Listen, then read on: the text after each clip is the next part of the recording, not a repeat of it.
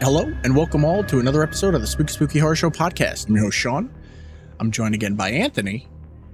And today, we're going to be talking about 2025's, it's because it's releasing then, Strange Harvest. Yeah. But before all that, remember, if you'd like to support us, if you're watching on YouTube, like, follow, subscribe, all that helps with the algorithm. Remember, on Spotify, the video version is also available for whether you want to watch the video or audio. Following and commenting helps with the algorithm, 5-star ratings, all that jazz. And then the audio-only version is available everywhere else. Links for everything will be in the description below. But now that housekeeping is out of the way, Anthony, it has been about a week since we recorded. This is new. Yeah. Usually it ends up being a couple of weeks like in between stuff. Yeah. Yeah. So what have you been up to?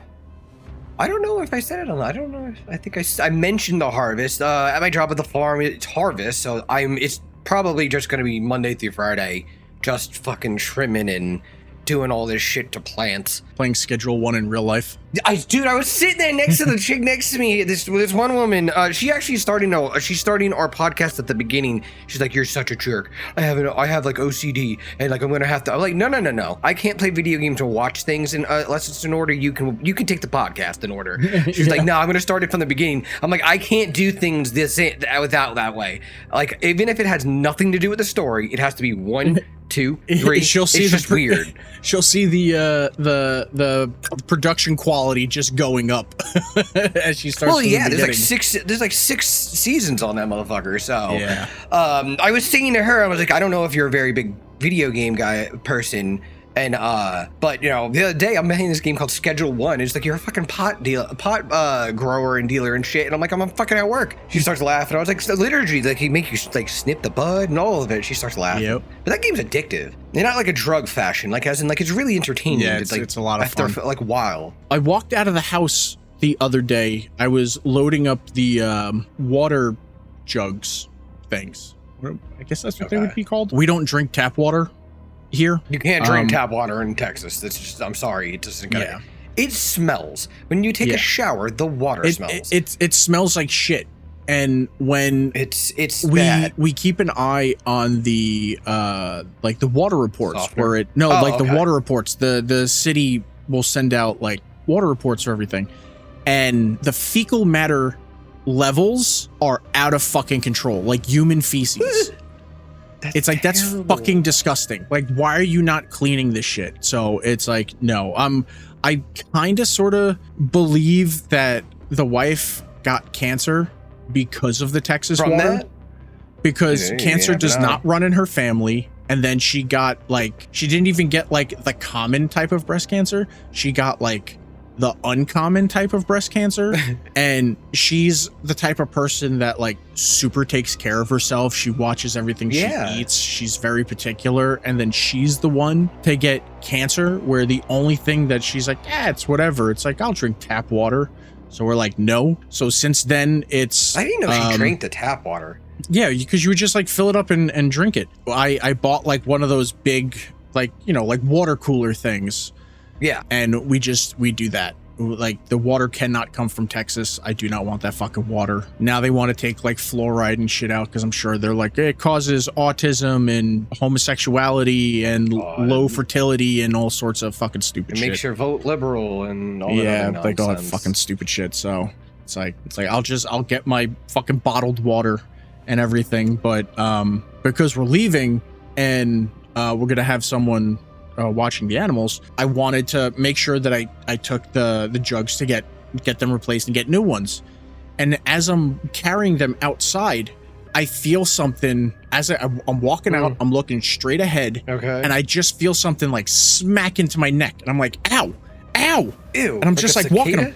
I'm like, oh fuck, ow, oh fuck. And I'm just like, I'm rubbing my neck, and it just fucking hurts. I don't know what it is. I get the fucking things in. And I walk inside and I'm like, I think something bit me. And the wife's like, what do you mean? I was like, I don't know. I think something bit me. And I turned my neck and it's like all fucking swollen, where it's like you can see like a sting mark. Like it's a pinprick. But what the fuck happened to me? I got one too. It like went down. It was kind of like something like whipped but with a sting, and I couldn't see anything out there. I think when I walked out, because we don't really have a lot of wasps, we have the super fucking aggressive red wasps that I wish would just be fucking eradicated, like fire ants. And dude, fire ants out there are ridiculous. The red wasps are like always on my front porch. I get rid of their fucking hives all the goddamn fucking time. But it's like every time I come out, there's another one just randomly there. And I think when I was walking out the front door, one was coming from like the side and was just like motherfucker and like stung me in the neck. So I had to like take a whole bunch of stuff, and finally it's down. But it's like if you look, you can still see like where I got stung. So I was like, yesterday sucked. I was like, you piece of shit. But yeah, besides that, watched a pretty different movie. Pretty different what? Different movie than we usually do with Strange Harvest. Yeah, it wasn't really like a horror. It's classified as it because of like the spooky elements, but it's like it is what it is. But let's get into Strange Harvest.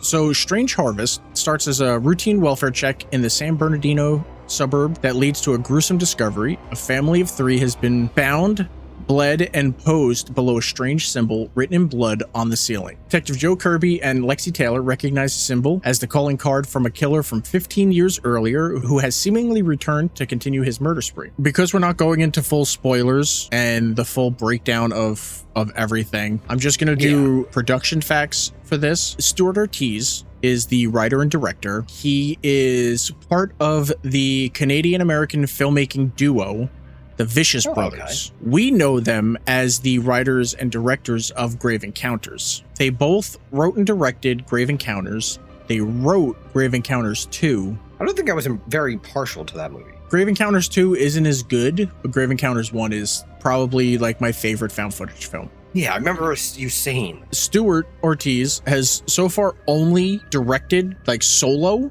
Strange Harvest. Colin, his directing partner, has done a couple of other things, including the upcoming Coyotes movie with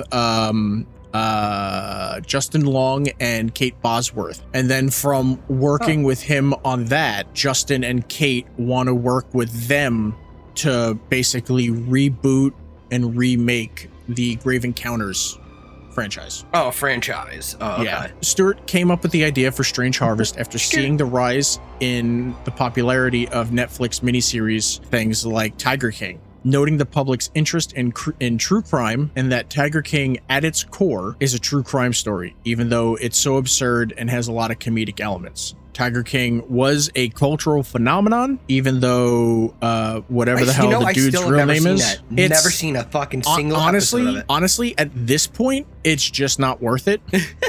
Because I've seen all of How to Make a Murderer. Well, because it's like the dude that is Tiger King is just a total piece of shit, and it's like that's what I heard. I heard he was no better than the wife. Than that chick, yeah. I think her name was Carol, but yeah, she was a piece of shit too. It's like everyone involved in it is a fucking piece of shit. If you want to watch a good documentary that's kind of a mockumentary, watch American Vandal. That's really good. It's about like who drew the penis in like saw a high that school. one. Wait, no, I did watch that already. And then the second one is like who made everyone like shit their pants and everything. Yeah, I do. I remember that one. As possible. While writing the script, Ortiz wanted the film to retain as much of the traditional documentary format as possible, as he, quote, wanted to do something that just kind of captured the essence of the modern documentary, end quote. Ortiz also drew upon H.P. Lovecraft as inspiration, including the Mr. Shiny name as a reference to a Lovecraft character, as well as True Detective Season 1, The Silence of the Lamb film, The Zodiac Killer, or possibly movie, and Stephen King. Actors Peter Zizzo and Terry Apple were brought on to portray 2 of the film's central characters. In an interview with Bleeding Cool, Zizzo stated that he viewed episodes of Detective Joe Kenda's show on Discovery Plus to prepare for the character, as Ortiz wanted the detectives to feel realistic. During filming, Ortiz experienced some challenges due to the different formats needed for the mockumentary format. Some of the shots were also ruined by the filming location used for interviews, because that warehouse that they were filmed in, just the fucking sounds from that building and neighboring buildings were just awful. And also, the director has stated the possibility of more films in a quote, shared universe, and Shared all of that is universe. suggested by the film's post-credit sequence. Because Yeah, Anthony makes sense, did not know that there was a post-credit sequence, so I had to tell him, no, like, legitimately, hey, when you watch this movie, back. people, like, it's 1 minute at the very last. It's 134 minutes. It's the 34th fucking minute that you will 100% miss. 100% miss it. So Strange Harvest is currently available in the United States and will be available for digital download in the UK on October 27th and in Australia on October 29th. I don't have a budget. Well, it's pretty new. We might have to wait for it to come out. It looks like it released alongside Weapons, Freakier Friday, and Sketch. But box office for Strange Harvest was $391,137. Don't know if that's good or bad. I don't know how much Because we don't know the But damn. the budget. But yeah, what did you think of No, Strange honestly, Harvest? apparently psychologists think that us people that watch true crimes are sociopaths, so I'll take that with a fucking a crown there. I watch true crime all the time with my wife. This actually, I have only one complaint about this, is the movie itself. I liked it. It's up my alley. It might not be the horror I watch, but it's definitely the shit and the stuff that I like, and it keeps me entertaining because we just kept watching it. Like, oh my god, what the fuck? I felt like I was watching a true crime TV series, like without ads.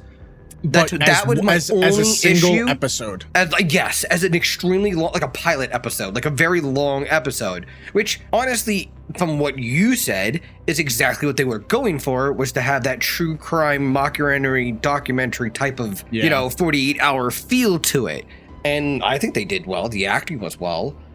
I was a little kind of the little sparkly shit in the sky, and I was like, apprehensive, because he didn't really go far with it. Like, it kind of stopped, and we're both like, okay. And even my wife goes, well, so what the fuck happened with that? Like, what was that in the sky? Yeah.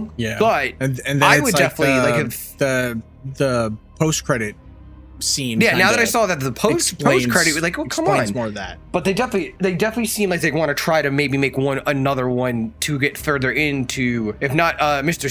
Shiny, the whole symbol in that of it. But other than that, I like it. I mean, I don't see things in theaters, but if this came out, I would definitely watch this again a few times. I'm torn because I like the film.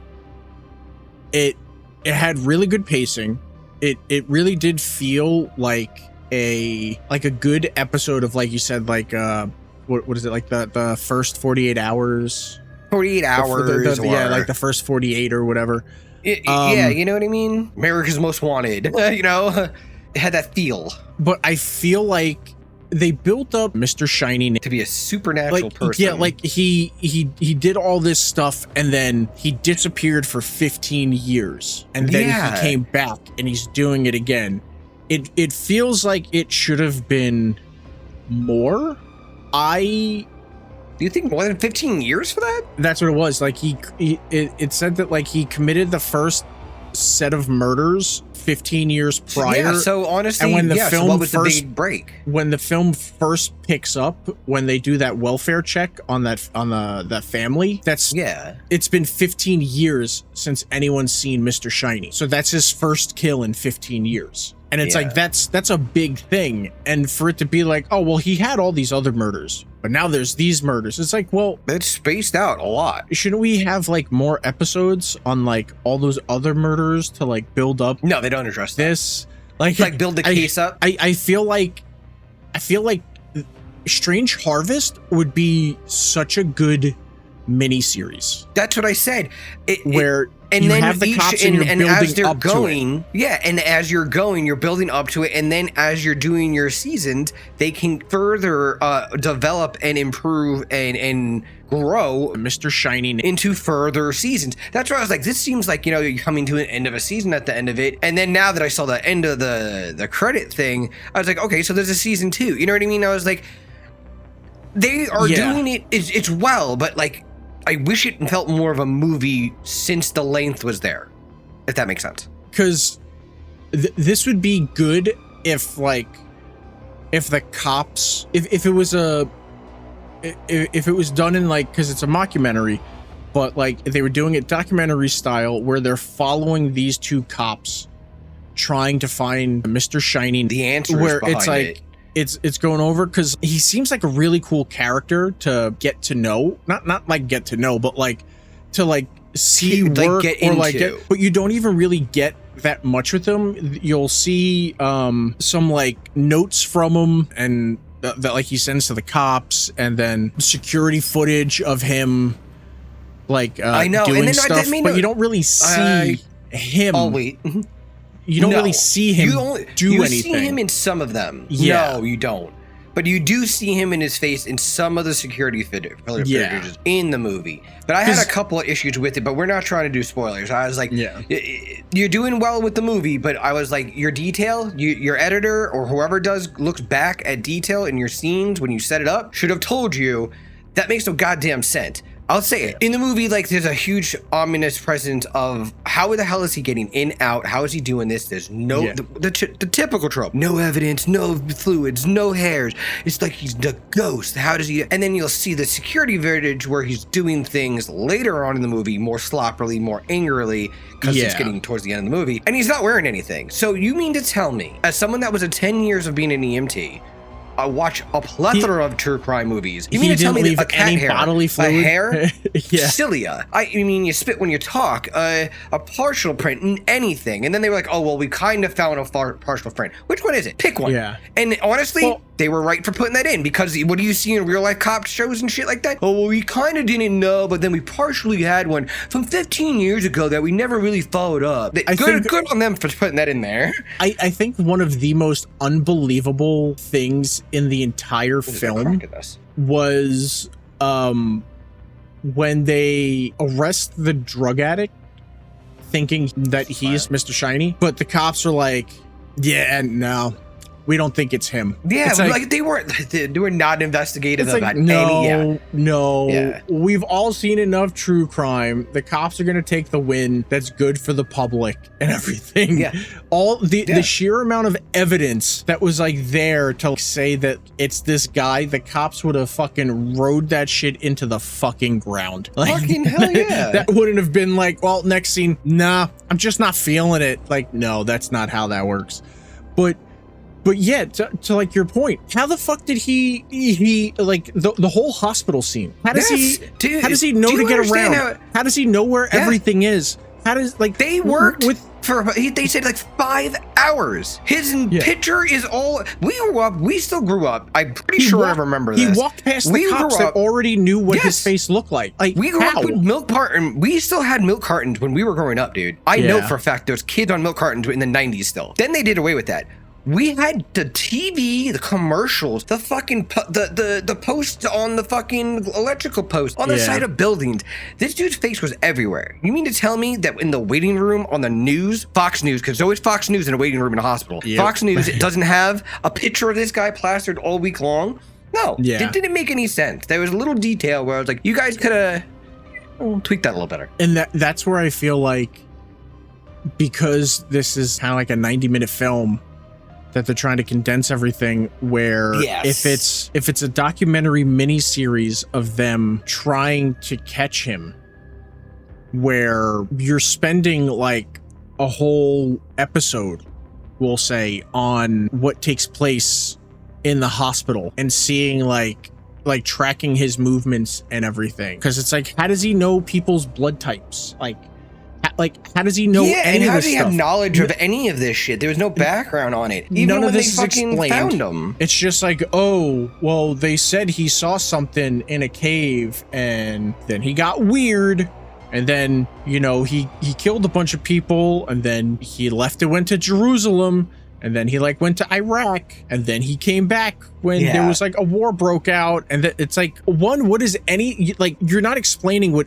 any of this has to do with anything. Any of it is. You're just telling me it. So it's like the little things, but if it was like a miniseries TV show, but then you have more to talk about, where a film could have been like the climactic end of Mr. Shiny. But it's like the acting was really good. The shots were really good. Like, if you didn't know that this was supposed to be like a horror movie mockumentary, you would think based on it's a how fucking it real was shot, documentary. yeah, you would think based on how it's shot, how it's directed, that this is a full-on real true crime documentary, which is both good and bad. It's good because Well, there it are shows dumb that like he's like competent at like how he's making it. Relaying his vision. It's also bad because there's a There are lot people of that think this shit's stupid real. people. Yeah. Hell There's yeah. a lot of stupid people Lot of that'll people. be like, I lived there. Are you telling me that could have been me? And it's like, no, you moron. Like, no, this is fake. This is not real. And I can't tell spoilers. Okay, never mind. I mean, you can. I'll just throw like a bleep over it. And what the fuck? You mean to tell me you run out of gas? First off, if you're gonna fucking have the body on your ass, you're gonna mean to tell me you don't look at your gas? You ran with that body or whatever the fuck it was, and you end up losing all your gas at the exact location you dumped in a creek the first 15 years ago? Like, Yeah. that just happens to have happened? You It's need to all- I don't feel you wrote that right. I feel like you way too coincidental. It all ends up being coincidence. Yes, it's like all a bunch of way happenstance. too much of that. Like, you could have done a little less of that. I was like, that's too many coincidences, man. Because But it's yeah. like, I'm even trying to think like how you would make this as a regular film. Oh, 100%.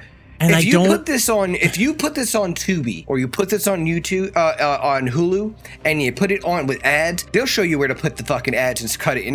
Because they're the Yeah. worst people to put cut scenes and ads into movies. You can tell they spliced it in because no one put it at a good point. But Yeah. they'll show you how to fucking split it up into TV shows.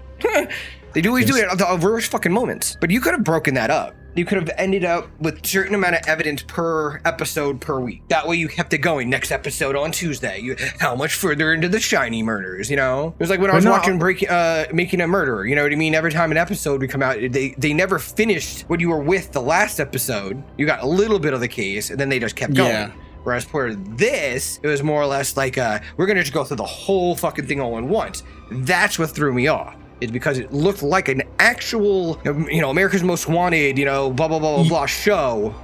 But it was a great fucking detail that they put in this when Mr. Shiny was getting sloppy. It was like towards the end, when he took the heart from someone. Yeah, okay. And like they cut to that victim, you can see they pissed their pants. Yeah, I did. Like you could see the giant piss stain. I was like, that's such like an eye for detail, because it's like the person would have been Gravitates into terrified as it's happening.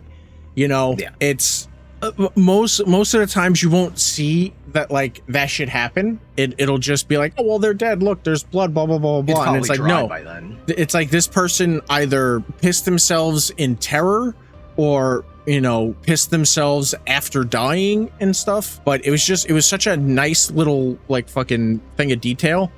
But yeah, it was, I wouldn't even say like I would have loved to have been able to go around with Mr. Shiny more to like see how he's breaking into these places, because it's like you mean like a little bit of the movie where it was you're in not like a foreshadowing. You're seeing what he sees and then cut back to the detectives. But it's like we pretty have a movie like that, and it's really good, and it's another mockumentary. I'm trying to remember it. Behind the Mask: The Rise of Leslie Vernon. It's a 2006 mockumentary black comedy slasher film. It's an homage to the slasher genre. The film follows a journalist and her crew that are documenting an aspiring serial killer who models himself according to slasher film conventions. What? Wait. Did we see this? Did I see this? But Why you does might that have seen sound? it. It's such a good fucking movie. But, you know, we have a film like that where we're following the killer and he's explaining how do you catch up with the people, and it's like it's good cardio, and he like shows them how like he manages to keep up, and like you see his mentor and how like he buries himself in a coffin to like lower his heart rate to like trick people into thinking he's dead when he's not dead and stuff like that. It's like we have something like this where this is supposed to have just like straight up more of a true crime like element, but it's like I want to know, especially with like that first house, how did he manage to get into that house? They don't tell you how he gets into any of the house. They never told you how anything really happened. So when I ended up seeing that on the security footage later on when he got sloppy, I'm like, no, you just don't. You can't It's like me. I can't commit crimes. Do you know how much fucking makeup I'd have to wear? Do you know how much fucking clothing I'd have to be like from here down? I got tattoos. You're gonna be seen. Especially there's cilia all over your body, like especially like the cops even say, like, with that first family, they had like super high ceilings, so like he used their blood that he collected in the buckets to paint the ceiling, he had to walk outside, go to his van, get an extension ladder and the paint rollers and buckets, get all that. He didn't drip any of the blood, and like painted the symbol. And the cop is even marveling that like he even did like a couple of layers of blood paint to like get it. And nobody in the neighborhood saw this. No one, yeah. No one in this waspy ass neighborhood saw this nasty ass truck just sitting there for probably hours. Someone would have called someone. Like that's how that goes in neighborhoods like that. It's just weird. It's why it's like always. I kind of want to see nosy. like someone's security footage, or even like if they had security footage but like he took it when he left, and like after everything they found all the security footage and spliced it in, like that would have worked too. But instead it's like a whole bunch of his murders are just like, we don't know how he did it, and it's like, man, but I want to fucking know, because you're adding like a weird supernatural element to it, but you're also not explaining the supernatural element to it until like the end information of it. You're getting like little bits and pieces, and then you get to the end and it's like, well, what the fuck is that about? Never mind, it's over. Yeah. And then it's like, all right. And it's like, if we got, I don't even want to say more of an explanation, but if even a little bit of it was explained more, I can see myself giving this like a 4 out of 5, because it's a fun watch. I would. Because so much is kind of just like left up to your imagination. Maybe we'll see more in the next one. It's like, this and the is next kind one of doesn't a really 3. set you up for it doesn't. It's what is this? What is Hell House? We wait to the third one to give us the fucking story. And then even in the third one, you still don't get the story. Yeah, you know what I mean. Like, no, don't. They have a good don't thing blue going ball me here. Yeah, they had. If they wanted to do a spin-off to do a TV series, they're set up for that already. But you need to make the movie with the dude at the end. That was one of the detectives that was further going into it. And then you could do the series. Detective Joe Kirby at the end. Yeah, Kirby. Yes, Kirby. That's it. And then you could do the main movie on Shiny. Go back and let me know what the fuck happened. Leslie Sykes or whatever the fuck his name was. But no, it's like it's because things were left too open-ended, and with my horror movies that supposedly are supposed to have like kind of cosmic kind of shit to it. I need some sort of answer in it. There need to be a little bit more definitive answers. It's like, I really can't go higher than a 3 out of 5. It's still good. Yeah, I still recommend like checking it out, because it's like, whether you're into like the horror aspect, there's some pretty good practical effects. At least I hope it's practical effects. If it's not, and that's the person's actual face, I apologize. The burn victim. Oh, I don't know if that's his real face. I don't remember who. I don't know. No. I don't think I don't think that was his real face, because I think the original actor is earlier in it, and you see him before the accident. Yeah. So it's like, just in case. But if it is a preemptive apology, we don't know. We're not doing it purposely here. But yeah, it's like when you're it has some good. I don't even. Well, no. I guess.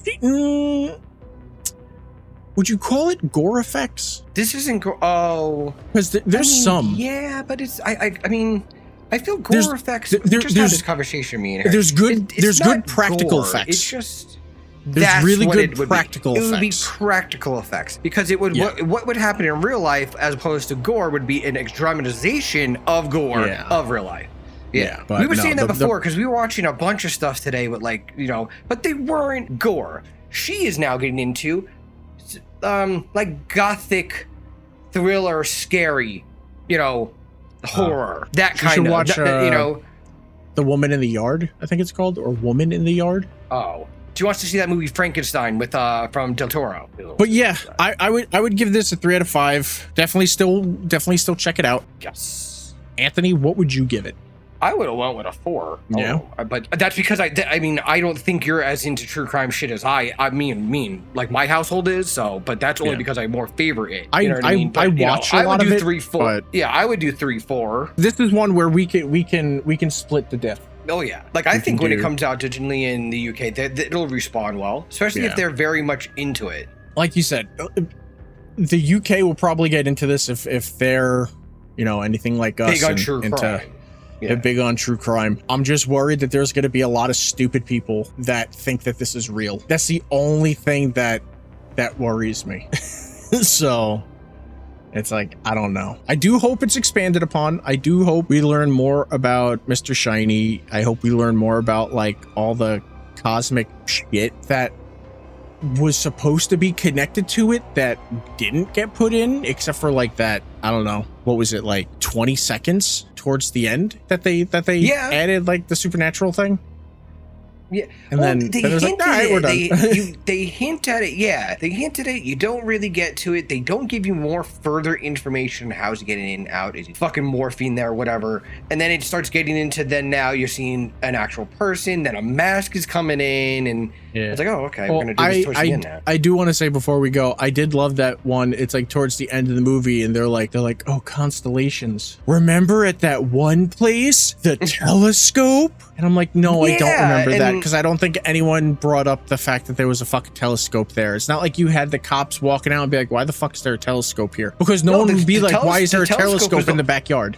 Like, the telescope was the one item. The telescope was the one item that had a partial print, and then they went back to it. Though, if you're, but it scares me. If you're a cop, why didn't you immediately say that in the first fucking place? And why you didn't look at where it's left? No, none of you guys have thought, well, what the fuck were they looking at? Yeah, detective work, you know. That's why I'm saying, like, when they had that one guy, they were like, we got him for these murders, and then they got him there. Yeah. It's like, well, he failed the lie detector, the polygraph, and we could tell he's clearly on drugs. Nah, that's not our guy. It's his vehicle, not our guy. It's his fucking vehicle, not our guy. It's like, sure, man. Because I believe a cop with all of that would be like, nah, cut him loose. Like, no, I don't see that at all. But yeah, so spooky horror show. Combined score, give it a 3.5 out of 5. Definitely go see it. Again, if you're in the US, it's available now. If you're in the UK, October 27th, it's available on digital. And if you're in Australia, October 29th. That is it for us at the Spooky Horror Show. Please remember, like and subscribe. We'll have more stuff coming for you. Like I've mentioned before, there's some really spooky stories I want to go over with Anthony from the No Sleep subreddit. But until then, follow us on all socials and go watch some horror movies. Bye. Laters.